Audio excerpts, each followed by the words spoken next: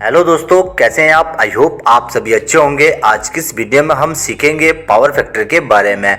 इस वीडियो को देखने के बाद आपके पावर फैक्टर से जुड़े हुए सारे डॉट क्लियर हो जाएंगे। तो चलिए शुरू करते हैं।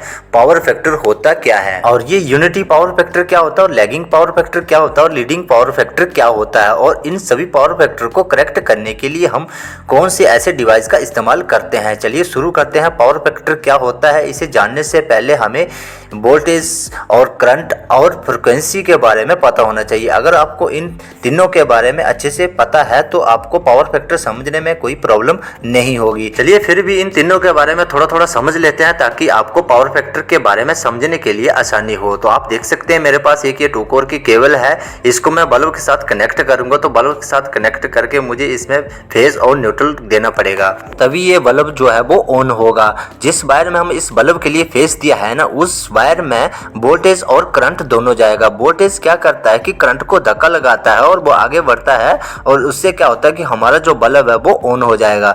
चलिए अब फ्रीक्वेंसी के बारे में समझ लेते हैं। जैसे कि दोस्तों आपने सुना होगा कि हमारे जो इंडिया में है फ्रीक्वेंसी वो 50 हर्ट्ज है। तो ये 50 हर्ट्ज फ्रीक्वेंसी होती क्या है, चलिए हम इसको एक बल्ब के द्वारा समझते हैं। जैसे कि मैंने आपको पहले बताया कि हमारे बल्ब को ऑन करने के लिए हमें फेस और न्यूट्रल देना पड़ेगा, और फेस वाली जो वायर होगी उसमें हमने वोल्टेज और करंट देना पड़ेगा, तभी जो बल्ब है वो ऑन होगा।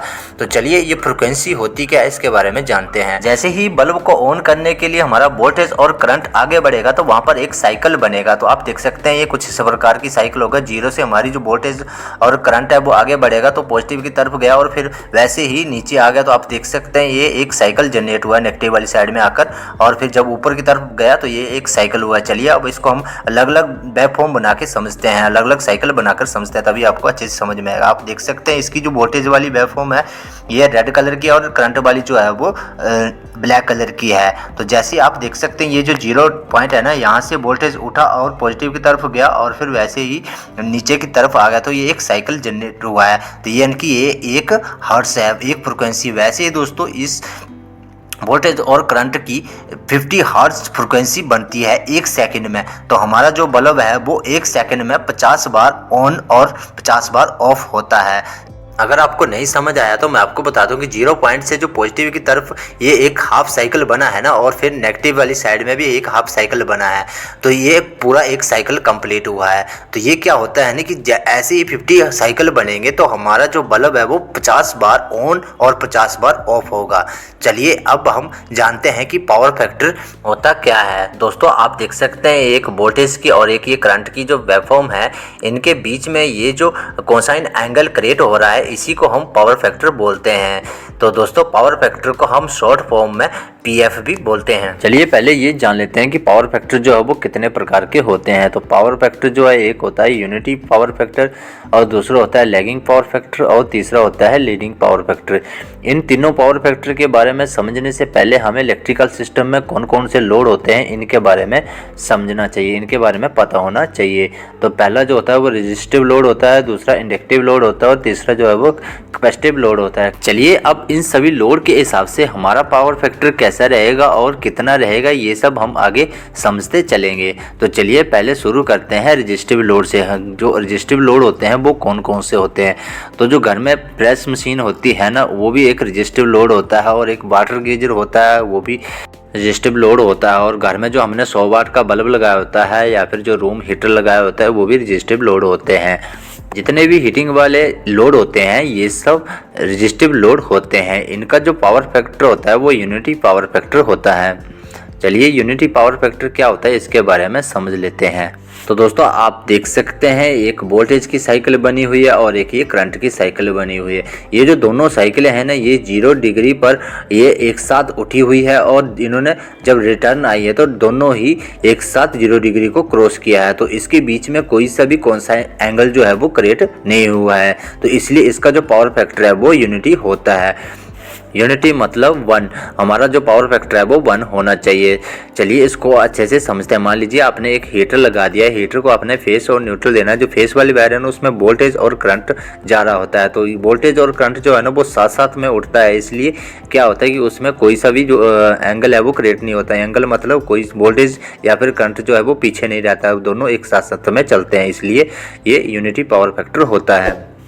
चलिए अब जो सेकंड नंबर पे था इंडक्टिव लोड, उसके बारे में जान लेते हैं कि इंडक्टिव लोड कौन कौन से होते हैं। तो जैसे कि आप देख सकते हैं ये जो मोटर है ये भी एक इंडक्टिव लोड है, और जो घर में हमने टेबल फैन लगाया था वो भी इंडक्टिव लोड है, और जो मिक्सर होता है वो भी इंडक्टिव लोड ही होता है, और फिर जो ड्रिल मशीन होती है या फिर जो ग्राइंडर होता है वो भी इंडक्टिव लोड ही होते हैं। तो ये जो इंडक्टिव लोड होते हैं ना, इसमें जो पावर फैक्टर है ना होता है वो लैगिंग पावर फैक्टर होता है। चलिए अब लैगिंग पावर फैक्टर को अच्छे से समझ लेते हैं। जैसे कि आप देख सकते हैं इसमें 2 वोल्टेज की साइकिलें बनी हुई है और 2 करंट की साइकिलें बनी हुई हैं, लेकिन आप देख सकते हैं ये जो 0 डिग्री एंगल पे वोल्टेज वाली साइकिल उठी है ना, तो इसकी जो करंट वाली साइकिल है वो पीछे ले आ रही है। तो इसी के कारण इसमें जो कोसाइन एंगल क्रिएट हो रहा है ना, इसी को हम पावर फैक्टर बोलते हैं, तो इसी को हम लैगिंग पावर फैक्टर बोलते हैं।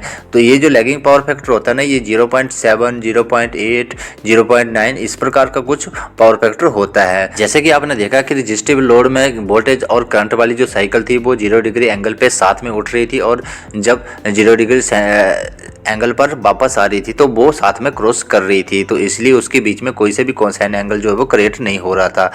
तो इस कोसाइन एंगल को सही करने के लिए हम क्या करते हैं कि कैपेसिटिव लोड को लगाते हैं। कैपेसिटिव लोड क्या होता है इसके बारे में जान लेते हैं। जैसे कि दोस्तों हमारी इंडस्ट्री है, और इंडस्ट्री में जो इंडक्टिव लोड है वो ख़राब चल रहा है। इंडक्टिव लोड को हम सही करने के लिए क्या करते हैं कि कैपेसिटर लगा देते हैं। तो हम क्या करते हैं कि कैपेसिटर पैनल बना लेते हैं, और फिर जैसे ही हमारा इंडक्टिव लोड ख़राब हो चलता है तो हम क्या करते हैं कि उसके साथ कैपेसिटर जोड़ देते हैं। और कैपेसिटर जोड़ने के बाद आप देख सकते हैं जो हमारे इंडक्टिव लोड की वेवफॉर्म थी, जो साइकिल थी वो आगे पीछे रह रही थी, तो कुछ इस प्रकार वेवफॉर्म बनना चाहिए, यूनिटी पावर फैक्टर बनना चाहिए। तो आप देख सकते हैं इसका जो कोसाइन एंगल है वो 0 है, यानी कि हमारा जो पावर फैक्टर वो बन रहना चाहिए। तो लीडिंग पावर फैक्टर क्या होता है ना दोस्तों, कि जैसे कि मान लीजिए हमें 2 कैपेसिटर की ज़रूरत है और हम वहाँ पर क्या करते हैं कि 3-4 कैपेसिटर लग जाते हैं, और हमारा जो लोड है वो अनबैलेंस हो जाता है। हमारी जो मतलब करंट है वो आगे चला जाता है, और जो वोल्टेज वाली साइकिल है वो पीछे रह जाती है। तो उसके बीच में जो कोसाइन एंगल क्रिएट होता है ना, ये भी पावर फैक्टर को ख़राब कर देता है। इससे क्या होता है कि हमारा जो पावर फैक्टर है वो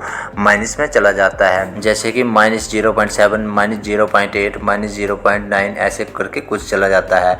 तो आप देख सकते हैं ये जो लीडिंग पावर फैक्टर है ना, ये जो करंट वाली साइकिल है वो आगे चली जा रही है, और जो वोल्टेज वाली वो पीछे चली जा रही है। तो इसको सही करने के लिए हम क्या करते हैं कि एक APFC रिले लगा देते हैं, ताकि हमें जितने कैपेसिटर की ज़रूरत है तो ये ऑटोमेटिक उतने ही कैपेसिटर को लगाती है, और हमारा जो पावर फैक्टर है वो यूनिटी रहता है। आई होप दोस्तों मेरे द्वारा दी गई जानकारी से आप कुछ सीख पाए हैं, तो वीडियो को लाइक ज़रूर कर दीजिएगा।